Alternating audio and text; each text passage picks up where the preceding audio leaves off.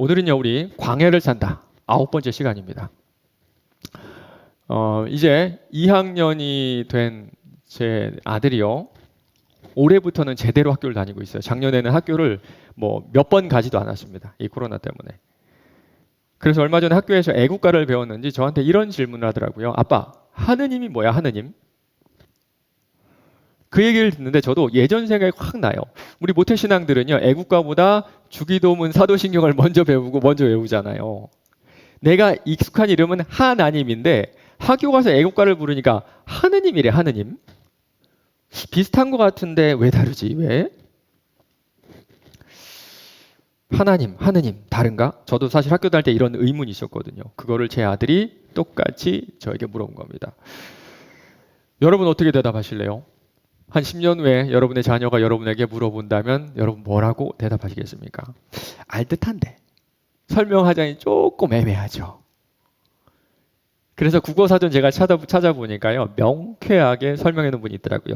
국어학자 이희승 씨가 쓴 국어 대사전 보니까요, 구분을 이렇게 놓았습니다. 화면 보여주세요. 하나님은 기독교에서 신봉하는 유일신, 전지전능하고 우주 만물을 창조, 섭리 지배하는 유일 절대자, 의와 사랑이 충만한 인격적 존재로 무소부지하며 삼위일체의 제1위. 그래서 우리가 하나님 할 때는 주로 성부 하나님을 말한다 그런 것 같아요. 반면에 하느님은요, 하느님은 종교적 신앙의 대상, 인간을 초월한 절대자로서 우주를 창조하고 주재하며 불가사의한 능력으로 선악을 판단하고 회복을 내린다고 하는 범신론적인 신. 범신론이란 말은요, 유일신과는 반대되는 그런 개념입니다. 신이 하나가 아니란 뜻이에요. 뭐 돌도 신이고 나무도 신이고, 뭐 옛날에 시골 가면 되게 영물이라고 하는 그런 것들 있잖아요. 뭐 저기는 뭐 영적인 산이다, 뭐 계룡산 같이 그런 겁니다. 여기에 큰 차이가 있습니다. 우리가 믿는 하나님은요, 인격적이고 유일하신 한 분 하나님이고요. 하느님은 비인격적이고 절대적인 어떤 초월적 존재, 그리고 그 초월적 존재가 한 분이 아니라 다수여도 상관없는 그런 존재를 우리가 하느님이라 그런 겁니다. 그래서 하느님은요, 우리가 나름대로 어떤 예를 들어 설명하기가 참 쉽죠. 옛날에 우리 조상들이 그 아침 일찍 일어나서 정화수를 떠놓고 천지신명께 빌었죠. 아, 우리 김신영이 대학 잘 가게 해주세요. 우리 훈화 좋은 사람 만나서 결혼 잘하게 해주세요. 이렇게 막 빌었잖아요, 그렇죠? 우리 현근이 이제 사업하는데 하나님 아니지. 제발 천지신명이요 대박 나게 해주세요. 그 존재가 누군지는 잘 모르죠. 그 천지신명이 하나든 둘이든 열이든 이것도 상관없어요. 그저 무언가 절대적인 능력을 가지고 내 소원을 들어주는 초월적인 존재. 그리고 그 초월적인 존재가 내 소원을 왜 들어주는지도 그것도 궁금해하지 않아요. 그냥 그렇게 믿어요. 그냥 그렇게. 이게 우리 민족이 믿었던 고유의 하느님이고 천지신명이고 산신령 같은 그런 존재죠. 그런데 우리가 믿는 하나님은요, 설명하기가 참 힘듭니다. 만약 여러분이 누군가한테 저를 한번 소개한다고 한번 가정을 해보세요. 이렇게 한번 소개하겠죠. 우리 교회 뭐 청년부 담당 목사님이야. 그리고 뭐 성격은 조금 더럽고, 그리고 말 빠르고, 말도 많이 꼬이고, 뭐 하여튼 그래. 여기까지는 설명할 수 있을 것 같습니다. 그런데 누가 막 세세하게 물어보면 대답하기가 쉽지 않을 거예요. 뭐 좋아하는 색깔이 뭐야? 뭐는 어때? 뭐는 어때? 뭐는 어때? 막 물어보면 결국에 이렇게 말하지 않을까? 야, 묻지 마. 나도 잘 몰라. 네가 가서 물어봐, 네가. 그런데 그 사람이 와서 저에게 물어봐도요, 제가 가르쳐주지 않으면 저에 대해서 아마 모를 겁니다. 우리 하나님이 그래요. 우리 하나님은요, 하나님 당신께서 당신을 알려주시지 않으면 우리는 그 하나님에 대해서 전혀 알 수가 없습니다. 그래서 우리 하나님께서 당신께서 누구신지 알려주시는 것이 바로 우리가 오늘 앞으로 읽을 십계명입니다. 십계명. 우리는 십계명을 오해하고 있는 것 같아요. 우리가 무조건 지켜야 하는 어떤 규칙, 안 지키면 벌 받는 어떤 무시무시한 벌, 무시무시한 어떤 법. 그런데 십계명의 본질은 그게 아니라는 겁니다. 꼬장꼬장한 신이 우리를 당신의 어떤 백성으로 만들기 위해서, 딱 규격화시키기 위해서, 우리를 길들이기 위해서 주신 도구가 아니란 거예요. 십계명은 도리어 하나님의 자기소개서입니다. 오늘 이 시간 광야를 지난 이스라엘 백성들에게 왜 십계명을 주셨는지, 그리고 우리에게도 여전히 이 말씀을 주신 이유를 같이 나눴으면 좋겠습니다. 오늘 본문 말씀 출애굽기 20장 1절에서 7절입니다. 출애굽기 20장 1절에서 7절 우리 한 절씩 같이 교독하시겠습니다. 출애굽기 20장 1절에서 7절입니다. 제가 읽겠습니다. 하나님이 이 모든 말씀으로 말씀하여 이르시되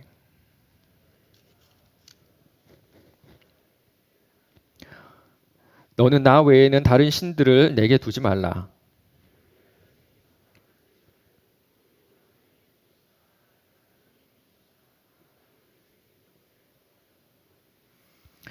그것들에게 절하지 말며 그것들을 섬기지 말라. 나 내 하나님 여호와는 질투하는 하나님인즉 나를 미워하는 자의 죄를 갚되 아버지로부터 아들에게로 3, 4대까지 이르게 하거니와.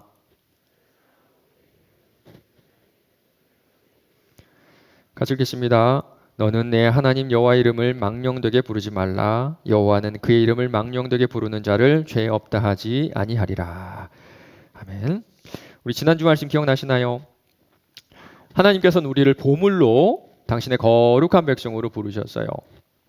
그저 노예로 종으로 삼으려고 이스라엘 백성들을 부르신 게 아니라는 겁니다. 그럼 오늘 십계명도요. 종이 지켜야 될 10가지 수칙, 노예가 꼭 알아야 될 10가지 어떤 원칙, 이런 건 하면 아닐 것 같아요. 저희 집에도요. 아이들이 지켜야 되는 몇 가지 규칙들이 있습니다. 먼저 잠은요. 무조건 8시 반에 자야 됩니다. 그리고 양치를 하면 치실까지 꼭 해야 돼요. 특별한 경우가 아니면 TV 보지 못하고요. 이제 11살 된 제 딸도 핸드폰을 만지지 못합니다. 식사는 무조건 앉아서 해야 되고요. 식사할 때 입에서 소리가 나면 안 돼요. 말하다 보니까 몇 가지가 아니네요. 하여튼 여러 가지 규칙들이 되어 있어요. 그런데 이런 규칙들을 듣다 보면 여러분 어떤 생각 드세요? 네, 규칙들을 막 듣다 보면 이 규칙이 아니라 이 규칙을 만든 부모에 대한 생각이 더 들지 않을까요? 야, 부모가 야 엄청 깐깐하네. 목사님 저거 그냥 대충 할 줄 알았더니 아니야. 속에 보니까 그 성격이 좀 팍팍할 것 같아. 그런데 그렇게 생각하시는 것이 되게 자연스럽습니다. 왜냐하면요, 이런 규칙들은요, 어디서 보고, 뭐 책에서 보거나, 뭐 그런 거 있잖아요. 자녀 잘 키우는 방법. 거기서 딴 게 아니라 저와 제 아내의 성격, 그리고 지금까지의 경험에서 나와서 그래요. 예를 들어서 저희 어릴 때 저희 부모님이 이제 목회를 막 시작하셔가지고 정말 바쁘셨거든요. 그래가지고 저희 사남매의 이 관리를 해주지 못하셨어요. 그래서 학창 시절에, 어린 시절에 이 충치 때문에 고생했던 기억이 너무너무 많습니다. 그래서 우리 자녀들에게만큼은 이 고통을 물려주지 말자. 이 건강은 무조건 지켜주자. 그래가지고 저희 사남매 모두 정말 이 아이들 양치시키는 거는요, 누구 못지않게 빡빡하게 규칙을 세워서 지키고 있어요. 맞아요. 그 집에 있는 규칙을 보잖아요.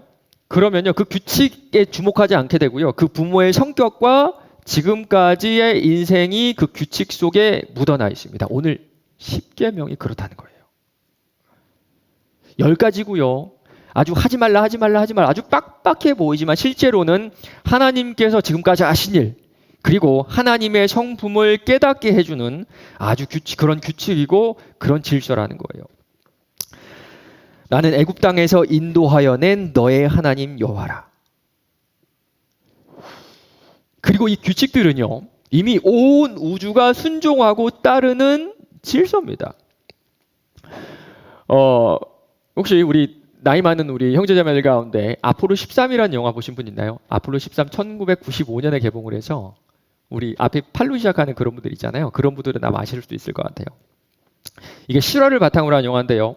2번의 달 착륙에 성공한 다음에 미국에서 아폴로 13호를 1970년에 그 달에 보내게 됩니다. 근데 성공적으로 달의 궤도에 도착한 순간에 우주선에 문제가 생기게 돼요. 산소 탱크가 터져버리고 만 겁니다. 이 3명의 우주인들에게 산소가 부족하게 되고 도리어 이 우주인들이 내뿜는 이산화탄소가 늘어나면서 생존에 큰 위협을 겪게 되는 그런 영화예요.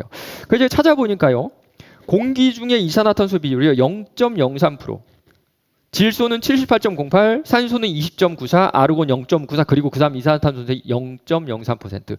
우리가 잘 알지도 못하고요, 어떻게 조작하고 만질 수도 없는 이 공기의 비율이 정말 적절하게 딱 맞게 유지되고 있기 때문에 우리가 지금 숨을 쉬고 살 수 있는 겁니다. 화면 보여주세요. 폴 데이비스라고 영국의 아주 유명한 물리학자인데요. 이런 말을 했습니다. 정말로 놀라운 것은 지구에 있는 생명체가 면도날 위에 중심을 잡고 서 있는 것이 아니라 우주 전체가 면도날 위에 중심을 잡고 서 있다는 사실이다. 당신이 인류가 우연히 생겨났다고 폄하하더라도 전체 우주에 생명체가 존재할 수 있다는 것이 합리적이지 않다는 사실은 변하지 않는다. 이 사람 무신론자입니다. 무신론자. 근데 무신론자가 보기에도 이 우주는 정말 미세하게 설계되고 조정되었기 때문에 우주가 존재하고 생명체가 존재할 수 있다는 거예요. 맞아요, 여러분. 정말 한치의 오차도 없이 없는 정확한 질서와 규칙이 있기 때문에 우주가 존재하고 지구가 존재하고 지금 우리가 숨쉬고 살고 있는 겁니다. 그리고 십계명이 바로 그 질서예요. 이 우주의 질서를 이 세상으로 옮겨주시는 것이 바로 십계명이라는 겁니다. 하나님이 온 우주를 운행하시는 질서. 이 세상이 붕괴되지 않고 존재하게끔 하는 그런 규칙. 이 질서와 규칙을 당신들의 백성들의 자리로 옮겨주셨던 거예요. 지금까지 이스라엘 백성들은요. 노예로 살면서 내 인생을 어떻게 살아야 되는지 몰랐어요. 삶의 기준도 없었고 원칙도 없었고 그냥 자기 마음대로 살았습니다. 그러다 보니까요. 항상 불안하고 공허한 인생이 반복될 수밖에 없었습니다. 그런데 여러분은 좀 다르세요? 여러분을 만나보면요. 아무도 몰라요. 아무도 몰라. 내가 내 인생 어떻게 살아야 될지, 무엇을 위해 살아야 될지 정말 아무도 몰라요. 그러다 보니까 뭐밖에 없습니까? 돈에 대한 탐욕이 목적이 되고요. 돈이 삶의 방법이 되고 말았어요. 얼마 전에 TV에서 이런 걸 봤습니다. 아이들에게 물어봤어요. 너는 돈은 많고 너랑 같이 놀아줄 시간이 없는 부모가 좋으니 아니면 돈은 좀 없는데 너랑 같이 충분히 시간을 보낼 부모가 좋으니 결과는요 정말 우리의 예상 밖이었습니다. 아이들은요 가치 있는 시간은 없어도 되는데 돈이 많은 부모를 선택했어요. 그 이유가 뭔지 아세요? 돈이 많아야 나한테 많은 것을 해줄 수 있어서. 이 아이들은요 자기 자신이 정말 원하는 것도 알지 못하는 겁니다. 이제 서울에서는요 5억 이하의 아파트는 없다고 그러고요 20억 아파트에도 이제 놀라는 사람은 아마 없을 것 같아요. 여기 가까이 있는 저희 집도요 1년 새에 아파트 전세값이 1억이 올랐습니다. 1억이. 그럴 만한 이유도 없고 그럴 필요도 없는데 코로나로 침체된 작년 한 해 부동산 폭등이 일어났죠. 정치 경제 가운데 그리고 여러분 마음속에 자리 잡고 있는 탐욕이 만난 결과라고 생각을 해요. 그런데 그렇게 살면서도 행복할까요? 집값이 몇 억이 올라서 행복할까요? 사람을 만나는 게 제 주 일이잖아요. 그렇죠? 사람을 만나는 게 주 업무인 저로서는 그 질문에 긍정적인 대답을 결코 하지 못합니다. 아파트 값이 수억이 올라도 여전히 불안하고 여전히 공허함은 계속되더라고요. 그리고 과장하는 게 아니라요. 화목한 가정이 없어요. 정말 눈 씻고 찾아봐도 화목한 가정을 찾아보기 힘듭니다. 행복한 부부? 그 인스타에나 있는 거예요. 인스타에 보면 우리 아내, 우리 남편, 눈물 날 뻔한 우리 아내, 뭐 아주 뭐 선한 우리 남편. 저는요 그런 글들은 대부분 자기 희망사항이거나 아니면 삶의 딱 한 조각만 적어놓은 그런 일이라고 생각합니다. 실제로는 거의 없거든요. 정말 거의 없어요. 나는 행복해.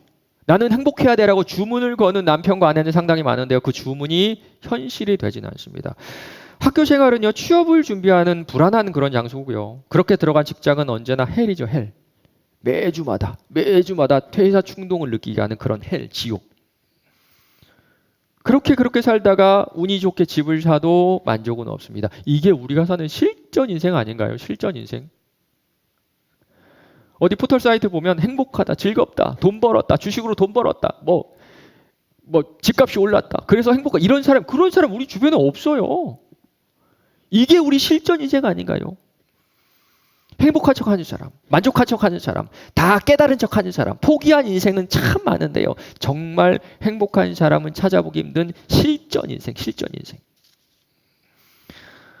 그런데 이게 꼭 세상과의 싸움은 아니더라고요. 여러분 한번 돌아보시기 바랍니다. 내 안에서 나랑 내 자신이 막 충돌해. 내가 내 자신을 이해하지 못하고요. 내가 내 자신을 받아들이지 못하고요. 내가 내 자신을 막 싫어해요. 제대로 살지 못해가지고. 아니, 제대로 사는 방법도 모르는 내 자신이 너무너무 싫은 겁니다. 이런 우리들에게 우리 하나님께서는 온 우주가 충돌 없이 멸망하지 않고 유지될 수 있는 그 질서를 우리의 삶의 자리 가운데 내려주셔줍니다. 아주 엄격하게 우리의 삶을 길들이고 통제하는 규칙이 아니라 당신의 모습 그 자체를 보여주시고 나를 따라오라. 나를 따라오라. 손 내밀어 주시는 거예요.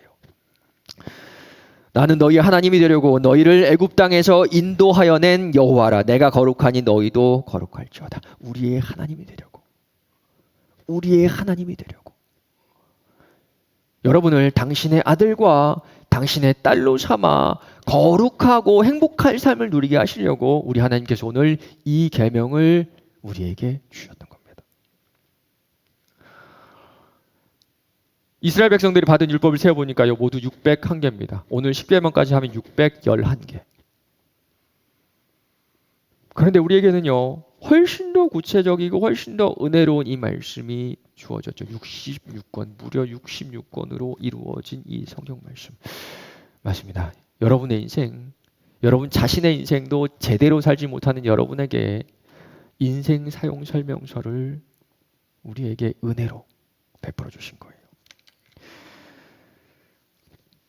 그런데 우리는 이 사용 설명서를 가지고 내 삶을 제대로 좀 작동시키고 있을까요? 가끔 이런 생각이 들어요.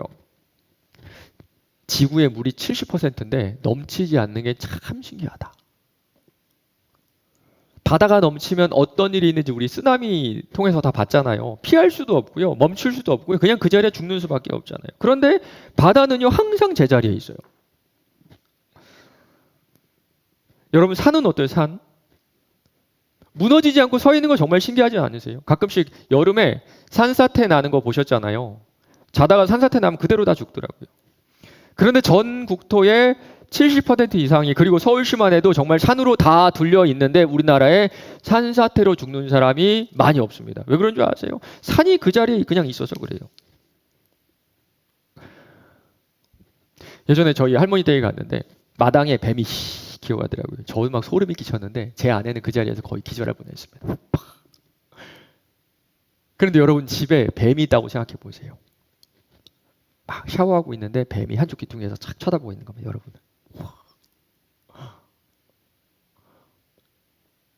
혹시 박쥐 보세요, 박쥐?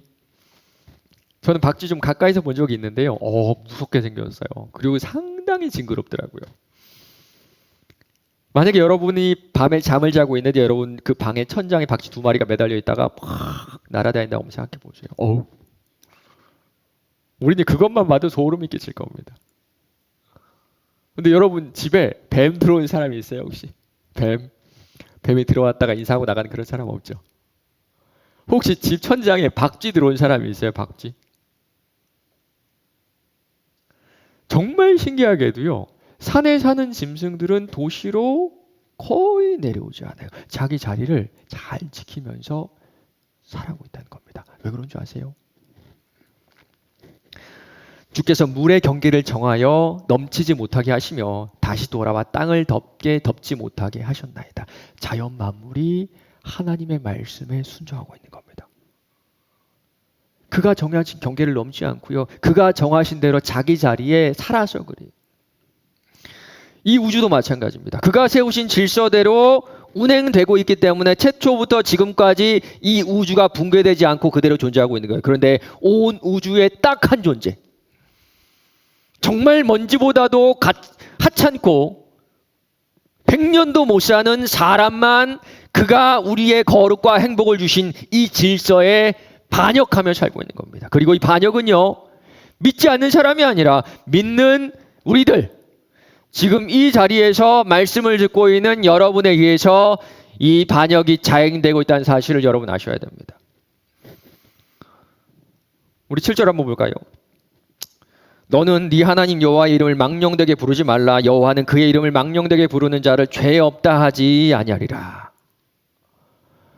너희 하나님 여호와 이름을 망령되게 부르지 말라 이렇게 하는데, 망령되다 말을 잘 안 쓰는 말이죠. 저도 잘 모르는 말이에요. 그래서 영어 번역 찾아보니까 이렇게 나와요. 두 가지입니다. 첫 번째는 misuses, 두 번째는 in vain. 첫 번째는요, 오용하다, 뭐 잘못 사용하다 이런 뜻이고요. 두 번째는요, 함부로 사용하다 그런 뜻입니다. 함부로 사용. 뉘앙스가 상당히 비슷하죠. 하나님께서는요, 당신의 이름을 함부로 잘못 사용하지 말라는 거예요. 여호와는 그의 이름을 망령되게 부르는 자를 죄 없다 하지 아니하리라 하시니라. 십경에 나오는 우리 문구를, 계속되는 문구가 하나가 있습니다. 나는 너의 하나님 여호와니라. 보세요. 그냥 하나님이 아니라 여호와라는 이름이 있는 하나님, 하느님 아니죠. 여호와라는 이름이 있는 하나님, 그리고 그냥 여호와 하나님이 아니라요, 너와 인격적인 관계를 맺고 있는 너의 하나님 여호와. 온 우주를 창조하신 창조주가요, 당신의 이름이 뭔지 직접 말씀하시고 나는 너의 하나님이라고 하시고요, 우주를 정상적으로 운행하게 하시는 질서를 우리의 삶 가운데 주셨습니다. 우리가 제대로 살지 못해서, 제대로 살지 못하는 우리가 제대로 살게 하기 위해서. 그런데 우리는요, 여전히 하나님을 잘못 알고 있고요, 잘못 알고 있으니까 함부로 그분을 이용하려고 합니다. 그래서 여호와 하나님이 아니라 하느님이어도 되고, 천지신명이어도 되고, 관음보살이어도 되고, 알라여도 되는 하나님을 믿는 것처럼, 하느님을 믿는 것처럼 이 자리에 와서 그분에게 여러분의 요청사항을 요구하고 있는 거예요. 당신의 핏값으로 우리에게 주신 이 말씀에는 별로 관심이 없어요. 우리를 위해 창조주가 사람이 됐다는 얘기를 들어도 전혀 감격스럽지 않죠. 그가 우리의 거를 위해 주신 이 말씀에도 별로 관심이 없습니다.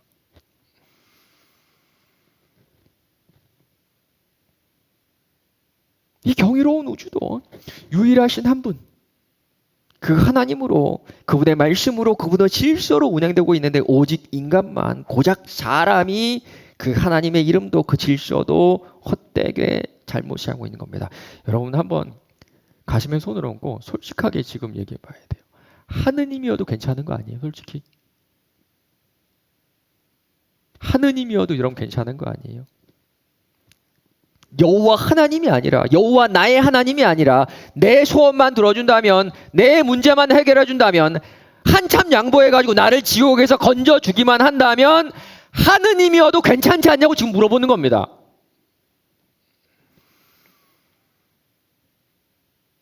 그 존재의 의미를 몰라도, 왜 그가 내 소원을 들어주는지 몰라도 여러분 괜찮은 거 아니에요? 맞아요. 여전히 교회 안에서 교인들이 하나님의 이름을 헛되이 부르며 그가 주신 삶의 질서를 잘못 사용하고 있습니다. 그래서 저는요, 반대로 여러분에게 이런 질문을 해보고 싶어요. 여러분이 믿는 대상이 하느님이 아니라 여호와 하나님이란 이유가 뭐예요? 한번 마음속으로 대답해 보세요. 하느님이 아니라 여호와 하나님이어야만 하는 이유가 뭐예요?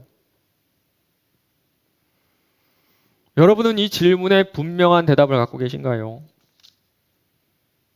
내 주인이 여호와 하나님이어야만 하는 이유, 그분의 하나밖에 없는 아들 예수 그리스도야만 하는 그 이유.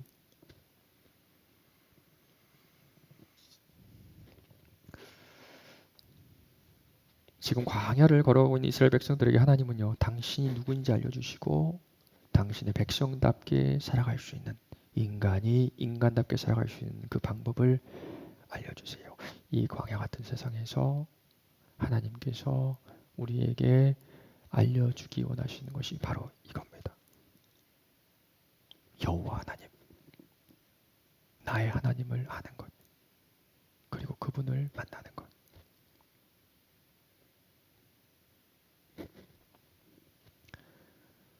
그리고 이들은 몰랐지만 우리에게는 엄청난 감격적인 은혜가 주어졌어요. 하나님께서 직접 이 땅에 오시고 당신이 어떤 분인지 직접 보여주시고 알려주시고 들려주시고 느끼게 하시고 경험하게 하셨습니다. 맞아요. 당신께서 이 말씀을 직접 이루셨던 겁니다. 뜻이 하늘에서 이루어진 것과 같이 땅에서도 이루어지리다.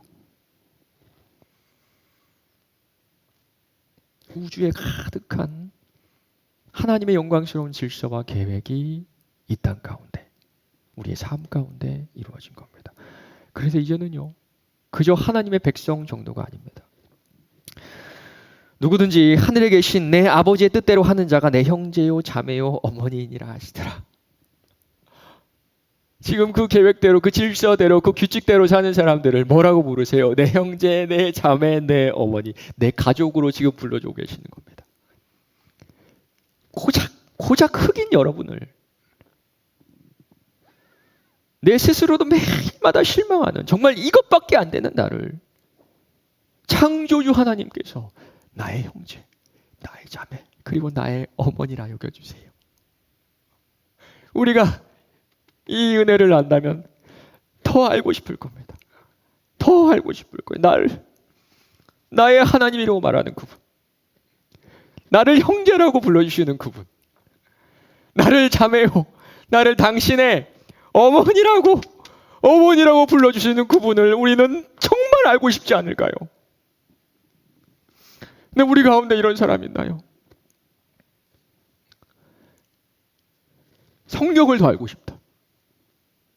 제대로 한번 살아보고 싶다. 하나님이 창조하신 그 모습 그대로 제대로 한번 살아보고 싶다. 돈 벌어서 평탄하게 사는 거 말고요. 누구한테 박수 받는 거 말고요. 부러움 사는 거 말고요. 제대로 한번 아담과 하와도 살아보지 못했던 창조된 그대로, 창조의 목적대로 제대로 한번 살아보고 싶다. 목사님, 저는요, 예수님 너무나 궁금해요.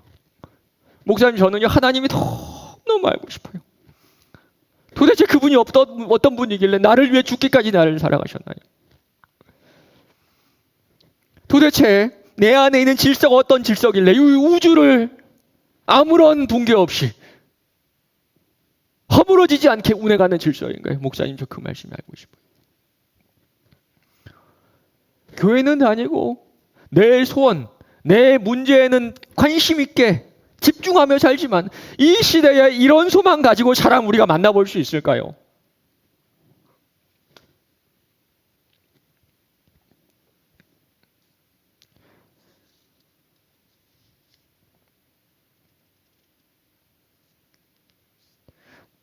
말씀하겠습니다.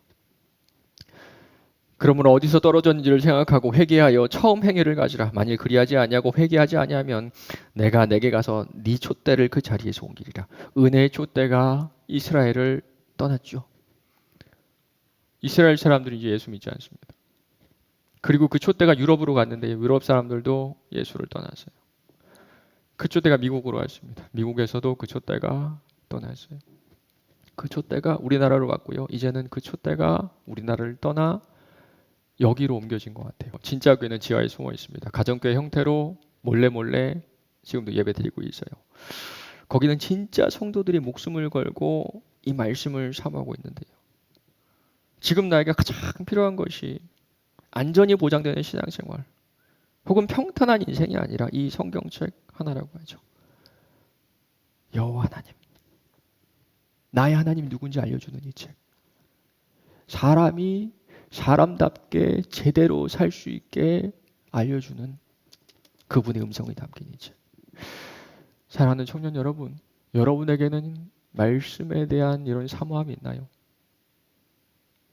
입으로는 하나님을 찬양한다 노래하지만 진짜 그분을 알고 싶고, 진짜 그분의 뜻을 알고 싶고, 진짜 그분이 인간을 만든 그 모습 그대로 살고 싶은 그런 열망이 여러분에게 있나요?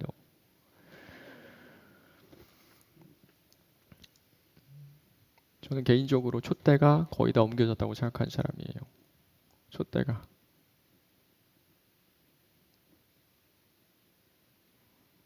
거의 다 옮겨졌다고 생각하는 사람입니다. 저는 지금까지 신앙생활 하면서 이렇게 저런 마음으로 하나님 말씀을 탐독하고 하나님 말씀을 사모하는 교인들을 거의 만나보지 못했거든요. 촛대가 옮겨진 거예요.